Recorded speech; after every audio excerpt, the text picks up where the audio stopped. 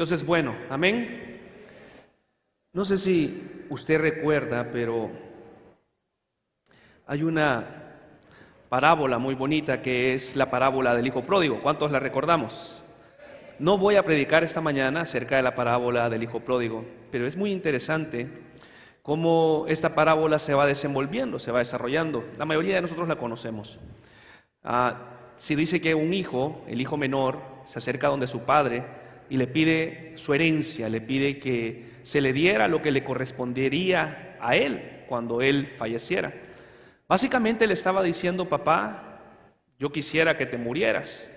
Si lo vemos en el contexto de la cultura en el que se estaba desarrollando en ese momento, era una falta de respeto grave. Yo creo que aún sería una falta de respeto muy grave. Y entonces este padre, seguramente con mucho dolor en su corazón, le entrega a su hijo todo lo que le correspondía en ese momento, darle. Y se dice que este hijo sale de su casa, que se va y despilfarra todo. No sabemos en qué, seguramente lo gastó en cuestiones materiales, seguramente. Quizás se dio algunos lujos. Casi la mayoría de personas dicen que se perdió, ¿verdad? Que se fue a tomar, que se fue a hacer un montón de cosas. Realmente no lo sabemos. No sé exactamente en qué este hijo habrá gastado todo el dinero que tenía, pero la verdad es que lo gastó y lo malgastó. Era una parte muy fuerte lo que a él le había correspondido que su papá le dejara. Y luego, en un momento de su vida donde este joven dice, o quizás un joven adulto o alguien ya de alguna edad, llega a no tener nada y se va a trabajar en un lugar donde se criaban cerdos. Y dice la palabra más o menos que este joven deseaba comer lo que los cerdos comían. Y en ese momento de la historia donde él está ahí sin mucho ya que poder negociar, que poder hacer, ya había disfrutado, ya había bailado, ya había bebido, ya había hecho de todo, no sabemos exactitud qué, pero la palabra dice, ocupa una palabra, y dice que volvió en sí, recapacitó.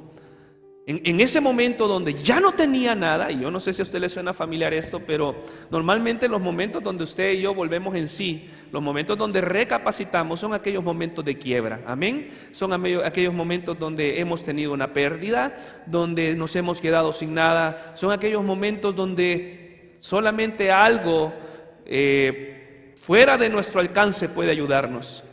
Y este hombre dice que volvió en sí, reflexionó y dijo: en la casa de mi padre, los jornaleros, los que le trabajan a mi papá, tienen mejor comida que yo, comen. Y dice que este hombre dijo: voy a regresar a la casa de mi padre, pero no voy a regresar como hijo, no era la intención de él. Si usted va a la parábola, dice que voy a ir y voy a pedir trabajo.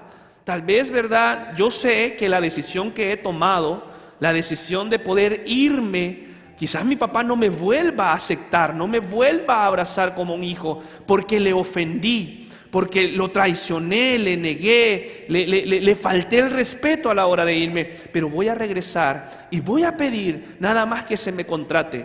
Voy a pedir que me dé trabajo. Conocemos la historia, este hombre regresa, como dice aquel, como arrepentido, ¿verdad? Con la cola entre las patas. Y viene y va regresando, y dice la historia que el padre quizás estaba en una terraza, pero había un lugar donde el padre podía alcanzar, podía ver que su hijo estaba regresando, que su hijo venía. Y entonces el padre sale al encuentro.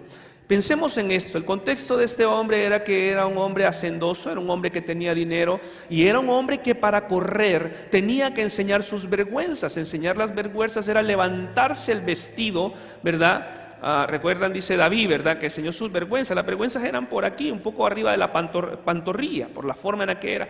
Y este hombre no le importó, se levantó sus vestidos y salió a encontrar a su hijo. El hijo no esperaba que lo recibieran de esa manera, ¿cierto? El hijo dijo: mi papá va a estar enojado. Y conocemos lo precioso de esta historia. Y esto es lo que me encanta, precisamente lo que está en pantalla, porque dice que su padre, que el papá, le puso a este hijo, le regaló, se quitó el anillo y se lo puso en sus manos. Dice: anillo en sus manos y calzado en sus pies.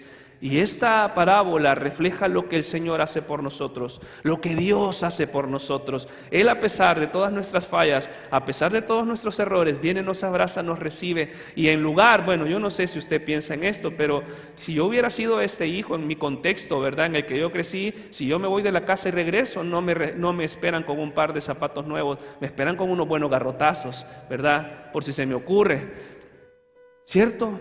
Pero la forma en la que Dios, y eso es lo que trata de ver Dios, la forma en la que ve Dios es diferente a la que nosotros lo vemos. Por eso es que nosotros siempre estamos midiendo quién lo merece y quién no lo merece, a quién le doy y a quién no le doy. Pero la forma en la que Dios lo ve es completamente diferente. Y eso quiero decirle yo esta mañana. El Señor puso anillo, el Padre puso anillo en la mano de este hijo y puso también calzado en sus pies.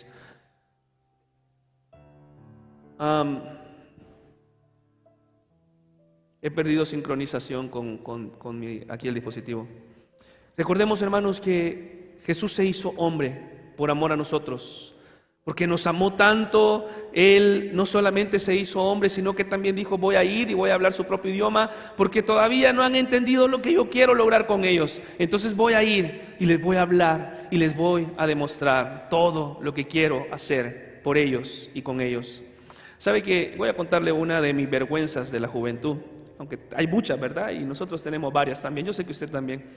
¿Cuántos tenemos vergüenzas de la juventud? Ay, hermano, Dios nos ayude. Yo recuerdo que tenía más o menos 17 o 18 años. Esto de contar cosas es bien tremendo, ¿va? Porque uno tiene que ser bien sincero. Tenía 17 o 18 años. Y yo trabajaba en un negocio, trabajaba en un cibercafé, a lo que le llaman aquí un café internet.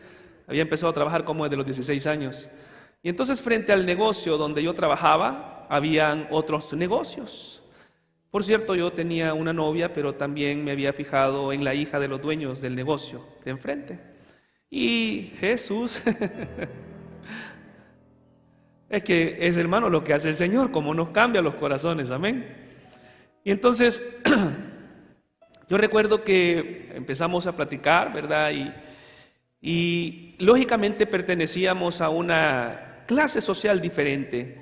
Yo no tenía las posibilidades que tenía esta jovencita, ¿verdad?, ni por cerca. Trabajaba ya a esa edad y ella era la hija de los dueños de los negocios de enfrente, no de uno, de varios negocios. Y en esas conversaciones se da que tenemos la oportunidad de poder ir a cenar hablando, y me dice: mira, ¿por qué no nos encontramos en un restaurante? Que no solamente era un restaurante, sino también aquellos lugares donde después se convierte para poder, ¿verdad?, menear ahí la cadera y todo eso. Entonces yo digo que sí, yo voy contento. Era un lugar al que yo nunca había ido en mi vida, estaba en una zona muy prestigiosa de San Salvador. Y entonces, hermano, yo recuerdo que ese día yo estaba bien contento, me puse el mejor perfume, 7 machos, por cierto, ¿verdad? Y dije, bueno, vamos a ponernos los mejores calcetines, no rotos. ¿Se acuerdan? Porque ya les he contado yo que usaba calcetines rotos, vergüenzas de la juventud. Pero esta vez me aseguré que no estuvieran rotos. Me puse el mejor pantalón, me puse la mejor camisa, manga larga, ¿verdad? Me la enrollé y yo iba ahí. Me puse un par de zapatos, no eran un par de zapatos formales. No tenía en ese momento un par de zapatos formales de vestir, pero me puse los zapatos casuales más bonitos que tenía. No eran tenis, eran casuales. Entonces vine yo, me dirigí en ese momento, ¿verdad?, a ese lugar, y cuando llegué, está ahí la persona en la entrada, me dice: buenas, ¿a qué viene? Yo le digo: a comer. ¿Tiene reservación? No tengo yo la reservación, pero alguien que está adentro sí tiene la reservación y me están esperando. Y me dice: sí, pero usted no puede entrar. ¿Por qué? Ya le voy a contar. Pero usted no puede entrar, ¿por qué? ¿Por qué?, le pregunto yo. Bueno, porque para empezar usted anda la camisa de fuera y se tiene que meter la camisa. Ese no es problema, yo me meto la camisa. Me metí la camisa y me dice: pero usted no anda cincho, faja. Usted no anda faja. Yo tengo una faja en el carro, ya regreso. Entonces fui al carro, puse una fajita, ¿verdad? Y todo, ok, perfecto. Me dice: sí, pero usted todavía no puede entrar. ¿Y por qué no puedo entrar? Porque usted no anda zapatos. Y las políticas de este lugar es que si alguien no anda zapatos de vestir, no puede entrar. Ay, Señor. Y entonces en eso la persona que está dentro, ¿verdad? ¿Y qué pasa? No me dejan entrar porque no ando zapatos. Y entonces me siento en unas gradas, el lugar estaba así como en una subidita, y me siento en unas gradas y digo, no sé, quiero entrar. Ahí está algo que me mueve, ¿verdad? Mi corazón, y quiero entrar. Y resulta, ¿verdad? Que yo estaba ahí, me dijo, bueno, a ver si logras entrar, a ver, traté de negociar, traté de persuadirlo, de convencerlo, y no pasó.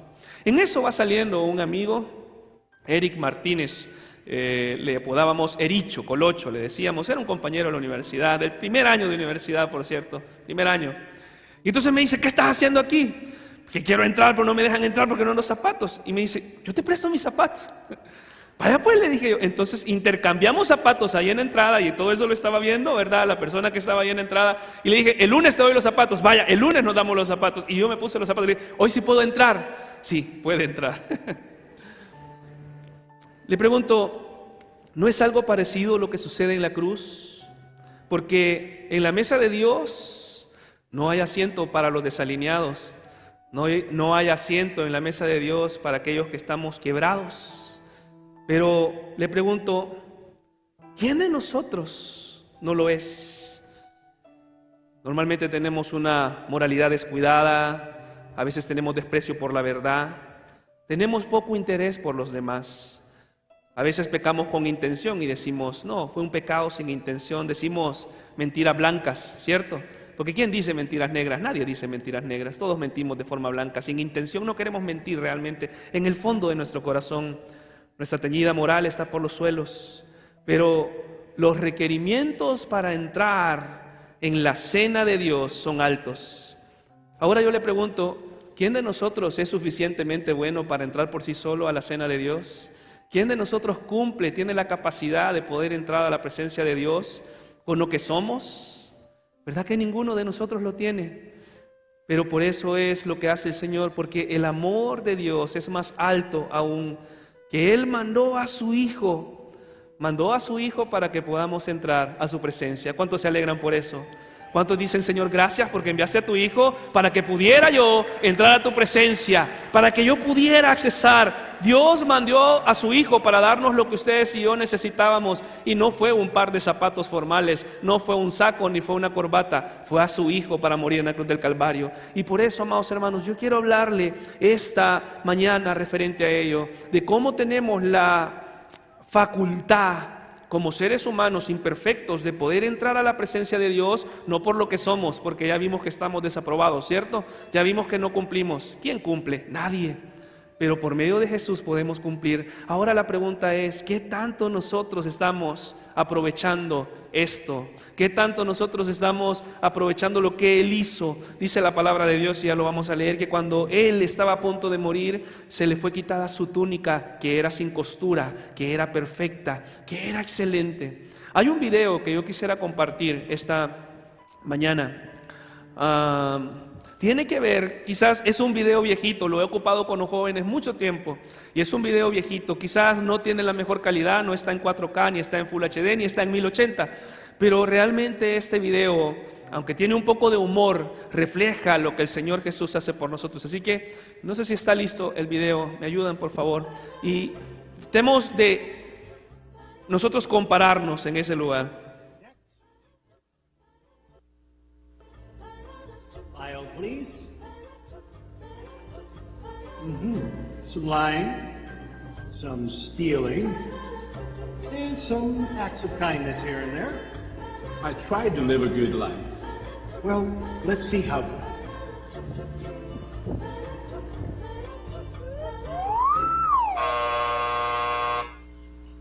This way.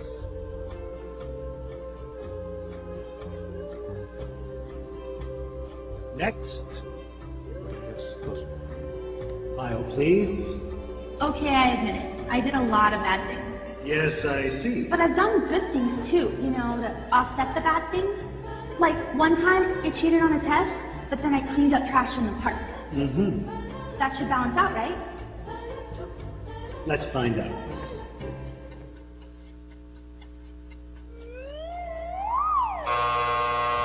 This way. That should have balanced out, right? It should have balanced out. Next. File, please. Impressive. Oh yeah, I devoted my entire life to make this world a better place. I dug wells in Africa, I donated blood every month, and I ran an orphanage in India. I mean, I just wish I could have done more. And is this your subscription? I only read the articles.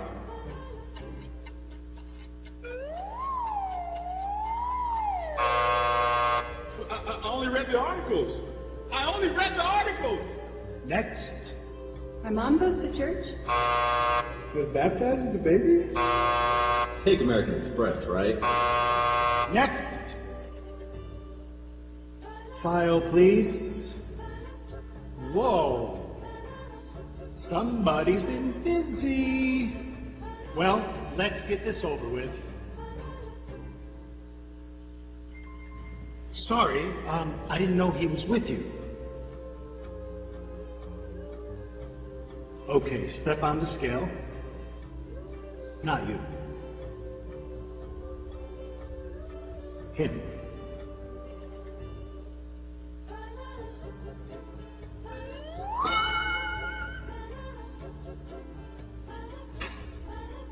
Hey, wait a minute. That is totally not fair. That's why it's called grace.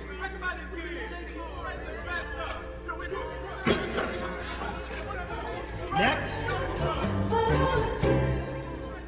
Hermanos, eso es lo que hace Jesús con nosotros, amén. Yo me gozo por eso, yo me alegro, porque cuando veo que solamente por medio del Señor puedo ser justificado delante de Dios, eso es algo que necesitamos nosotros, amén. Quisiera que me acompañara, por favor, esta mañana al Evangelio de Juan, capítulo 19, Evangelio de Juan, capítulo 19.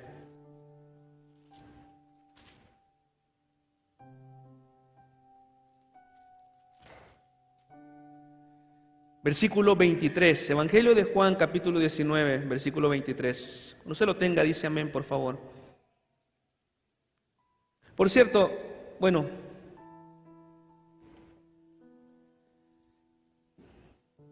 vamos a leer un poquito antes, aunque me quiero centrar en el versículo 23, pero quiero hacer mención de algo muy interesante, muy bonito. Versículo 17, dice que estaban llevando a Jesús para ser crucificado. ¿Está conmigo? Dice, y él cargando su cruz salió al lugar llamado de la calavera, y en hebreo Gólgota. Y de allí crucificaron con él a otros dos, uno a cada lado, y Jesús en medio. Escribió también Pilato un título que puso sobre la cruz, el cual decía, Jesús Nazareno, Rey de los judíos. Note esto. Ellos estaban burlando, eso pensaban ellos, se estaban burlando de Jesús, pero realmente no. Lo que estaban haciendo en ese anuncio era una afirmación realmente de lo que estaban haciendo. Note por qué, dice versículo 20, y muchos de los judíos leyeron este título, porque el lugar donde Jesús fue crucificado estaba cerca de la ciudad. Y el título estaba escrito en hebreo, en griego y en latín. O sea que realmente estaban haciendo famoso a Jesús. Ellos pensaban que lo estaban avergonzando, pero realmente lo que estaban diciendo, Él es el Rey de los judíos. Y así ha sido siempre, hermanos. Y Jesús era Rey antes de estar en esa cruz, amén. Vayamos por favor al versículo 23. Vayamos al versículo 23, que es lo que quiero hablarle esta mañana. Cuando los soldados hubieron crucificado a Jesús, tomaron sus vestidos e hicieron 4 partes, uno para cada soldado. Tomaron también su túnica, note esto, la cual que dice era sin costura, de un solo tejido de arriba a abajo. Quiero explicar un poco esto.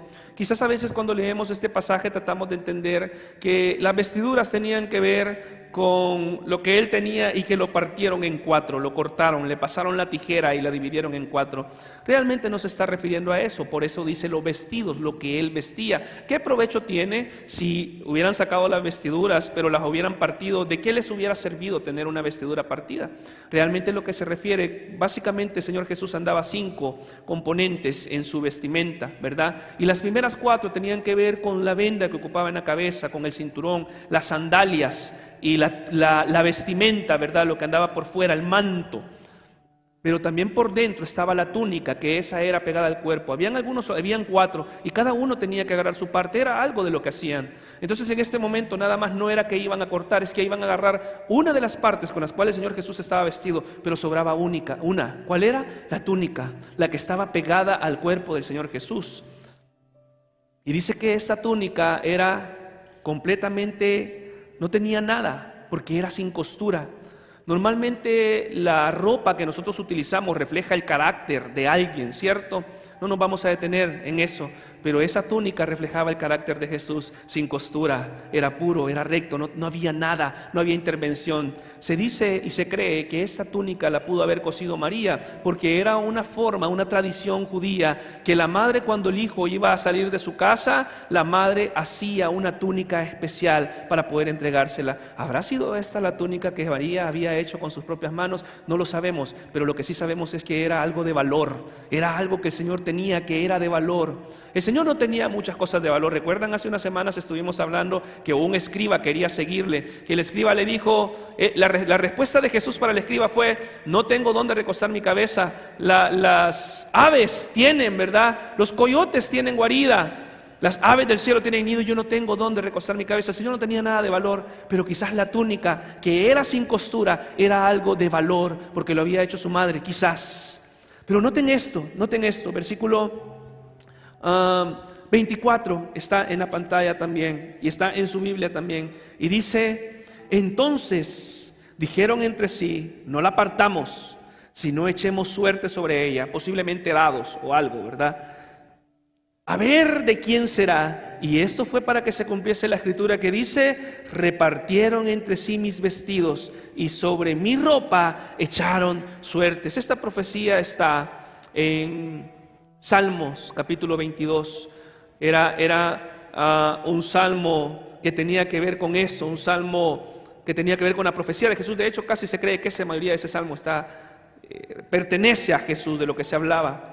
Hermanos, quiero hablarles acerca de esto. Lo que el Señor Jesús hizo en la cruz del Calvario fue una invitación para que podamos entrar y disfrutar de la presencia de Dios. Yo le pregunto, ¿estamos realmente como creyentes entrando, disfrutando y deleitándonos en la presencia del Señor? Le pregunto esto porque muchas veces venimos a la casa del Señor porque ya entendimos que la iglesia somos usted y yo, somos el templo, ¿cierto? Pero la iglesia es esta, es la casa de Dios. Y cuando venimos a este lugar es de cemento también como nuestra casa. Pero en este lugar juntos nos ponemos de acuerdo para poder adorar al Señor. Y pregunto esto, si realmente estamos aprovechando esa invitación, no solamente la invitación, sino también ese acceso que tenemos a disfrutar la presencia del Señor como Él quiere que la disfrutemos.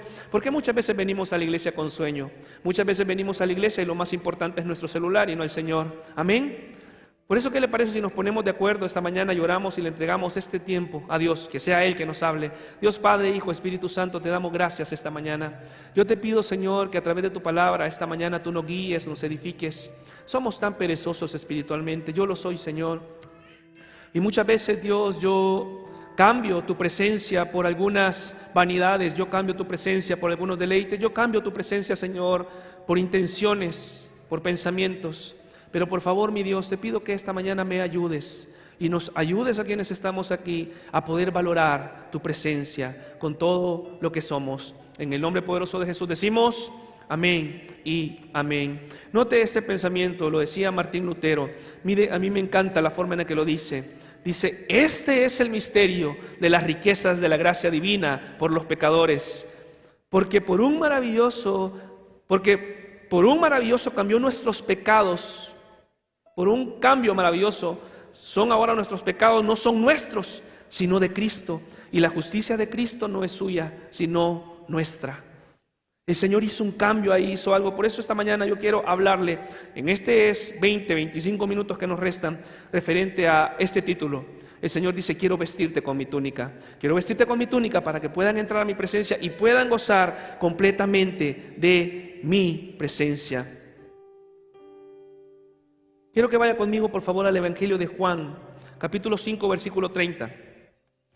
¿Sabe que el Señor Jesús no se dejó guiar por su propia mente? El Señor Jesús siempre estuvo conectado porque Él dijo: no he venido para hacer mi voluntad, yo voy a hacer la voluntad de mi Padre. ¿Y cuál era la voluntad del Padre? Bueno, dice el Evangelio de Juan, capítulo 5, versículo 30.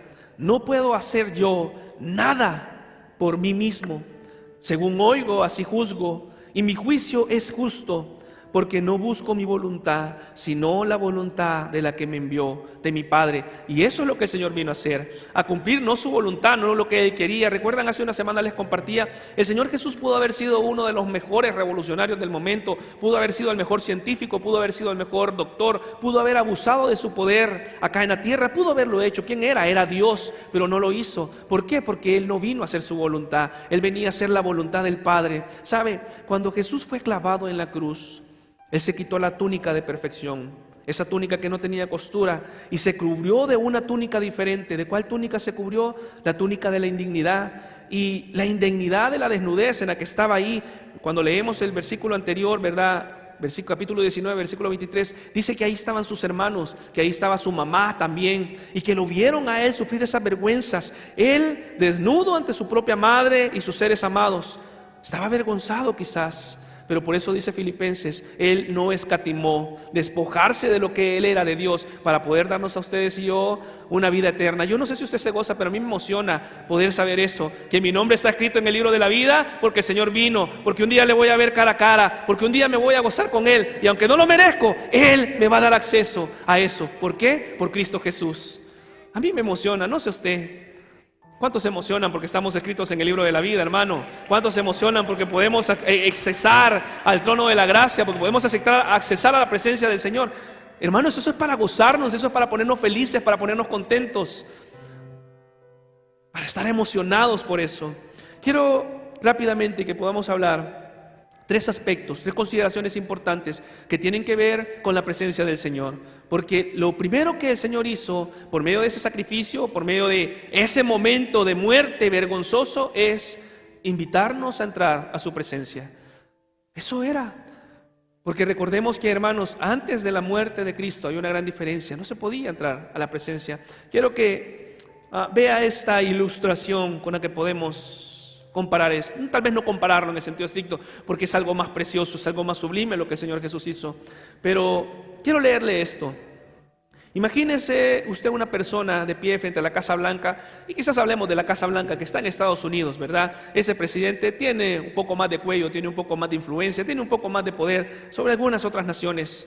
Y usted de alguna manera u otra está preocupado porque tiene ciertas quejas, y no solamente quejas, sino que también tiene algunos consejos que hacer para el mundo. Y usted está ahí frente a la Casa Blanca, está cerquita de ese lugar. Usted quiere hablar con el presidente acerca de la paz mundial, es algo que a usted le interesa, pero también le interesa el presidente. A usted le interesa también hablar un poco de lo caro que está el combustible, necesitamos que lo bajen. Y quizás él, hablando un poquito, podría de repente pegar una llamadita por acá y decir, bájenle el combustible porque necesitan, está muy caro. También hablar de la canasta básica, ¿cierto? Está cara. Y de repente, hablando con el presidente, podríamos lograr ahí convencerle que bajen acá un poquito la canasta básica. No solamente eso, la escuela también está cara. Y de repente usted, si hablando con él le pega una llamadita, ¿verdad?, a los dueños de la escuela y le dice, bájele por favor un poquito a la escuela, porque tiene influencia, ¿cierto? Tiene poder. Y entonces, supongamos que usted está ahí en ese lugar y dice, voy a entrar, y se dirige a la sala de acceso donde entra y dice, vengo a hablar con el presidente. Usted ese día se ha bañado, se ha peinado, se ha puesto tacones bien bonitos, ¿verdad? Se ha puesto el mejor vestido, ¿verdad?, bien peinadito, bien peinadita, y dice, vengo a hablar con el presidente. El guardia está ahí y le pregunta, ¿cuál es su nombre? Y usted le dice, bueno, este es mi nombre. Él ve la lista, ¿verdad?, fijamente, y dice, no tengo su nombre, usted no puede ingresar a este lugar, no puede ingresar a la Casa Blanca. Se pregunta, pero ¿y por qué? ¿Cómo hago yo para poder ingresar? Y él le dice, bueno, tiene que hablar con el personal de oficina. Regáleme el número del personal de la oficina. Le dice usted, no, ese número es privado. Y entonces, ¿cómo hago para poder? Y el guardia dice, no sé. Y le dice usted, el personal de oficina no me conoce. Bueno, entonces usted no va a recibir una llamada. Usted está ahí, vea, todo triste y dice, bueno, ni modo, me salgo de este lugar, no me van a dejar entrar. Hasta una galletita llevaba usted, ¿verdad?, para el presidente, para la primera dama y para el primer perrito también. De repente eso podía ayudar un poco más en la conversación. Y usted se queda después ahí viendo y dice, estuve tan cerca pero tan lejos, estoy solamente a algunos pasos de la oficina del presidente para poder solucionar algunas cosas. Pero eso no pasa. De repente, solamente si el presidente hubiera salido a pasear allá a su perrito, usted le hubiera dicho, ¡hey! Y él hubiera quizás llamado la atención y hubieran podido tener una plática en algún momento, pero eso no pasó. ¿Sabe qué interesante es que no podemos entrar a un lugar como esos. No podemos entrar a un restaurante porque no andamos los zapatos adecuados. No podemos entrar a la casa del presidente porque no somos invitados, pero podemos entrar a la presencia del Señor porque Cristo murió por nosotros. Hermano, eso es lo mejor que usted y yo podemos tener. No podemos en algunos lugares, pero puedo entrar a la presencia del Señor. Por eso le digo, no sé si a usted le emociona eso. A mí sí. Pero entonces, ¿por qué, hermanos, nuestra actitud cuando estamos en la presencia del Señor es tan indiferente a veces? ¿Por qué somos tan anuentes, tan duros para entrar a la presencia del Señor? ¿Cierto? ¿Se ha dado cuenta? No podemos entrar a muchos lugares. Pero ¿qué mejor lugar que la presencia del Señor? Si está conmigo, diga amén, por favor. Note este versículo, Efesios capítulo 2, versículo 13. ¡Aleluya! ¡Gloria a Dios! Mire, pero ahora en Cristo Jesús, vosotros que en otro tiempo, ¿a dónde estaban, hermanos? Estábamos lejos, habéis sido hechos cercanos por la sangre de Cristo. Alguien dice amén a esto. Alguien le da una fuerte ofrenda de palmas al Señor, porque estábamos lejos, pero la sangre de Cristo nos hizo cercanos a su presencia. Nadie podía hacer esto, solamente nuestro Señor, mi Salvador, a quien yo tengo en mi corazón. Yo no sé usted, vea por favor al que tiene al lado, vea si tiene cara que tiene a Jesús en su corazón. ¿Lo tiene? Amén. Entonces diga, estamos alegres por eso, estamos gozosos, porque tenemos aquel que nos ha acercado al Señor. ¿Cómo puede ocurrir esto, hermanos? ¿Cómo puede ocurrir que no podemos entrar a lugares como la casa presidencial, o a la casa de alguien, o a un restaurante bien finuchis, pero podemos entrar a la presencia del Señor? A mí eso me llena de gozo, eso me llena de felicidad. Y aunque quizás aquí en algunos lugares en la tierra no vamos a ir a los lugares más finos, algún día vamos a estar en la presencia del Señor, estaremos en la mesa del Señor, nos vamos a gozar con Él, seremos su esposa, vamos a ver, ¿verdad?, el mar de cristal, las calles de oro, lo que el Señor tiene para nosotros, toda esa promesa eterna, lo voy a disfrutar. Amén. Y eso es, hermano, algo que nos debe de hacer. Ahora, ¿qué pasa? ¿Cómo se logra esto? Es que alguien rompió el velo. Algo ocurrió en la muerte de Cristo. Cristo abrió la puerta para usted y para mí. Vea por favor, hermanos, acompáñenme a Hebreos capítulo 10. Hebreos capítulo 10, ahí un poquito más adelante.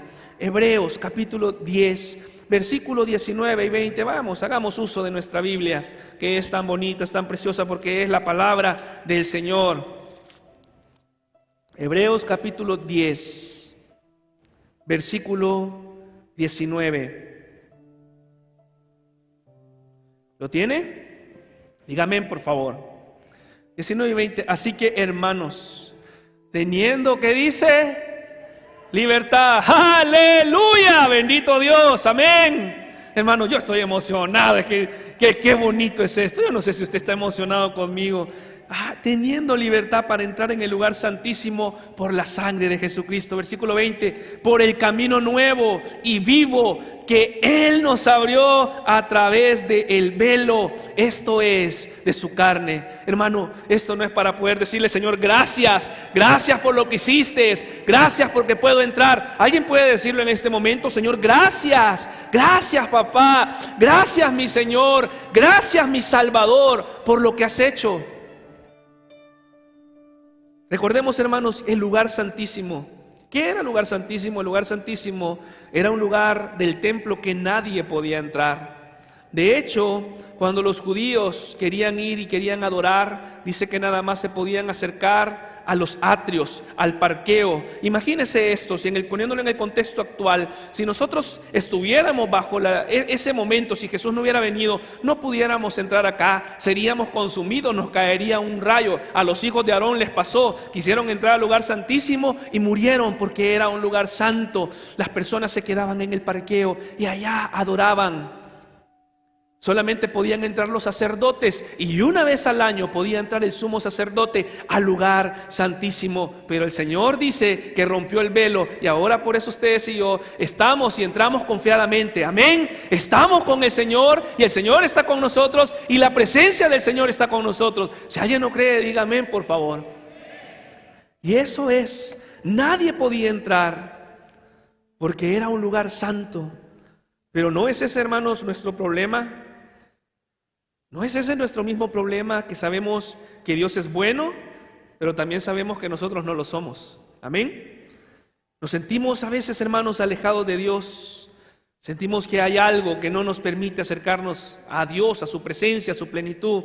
Por eso, hermanos, las antiguas palabras de Job, usted recuerda cuando Job en el capítulo 9 está quejándose, está poniendo un montón de quejas, y Job expresa esto. Job capítulo 9, versículo 33, no está en la pantalla, y búsquelo en su Biblia si usted gusta, pero él dice: si hubiera un solo mediador que pudiera unirnos, si solamente hubiera algo que pudiera ser un árbitro, creo que ocupa la expresión la Reina Valera, si hubiera un árbitro que pudiera hacer eso entre Dios y nosotros.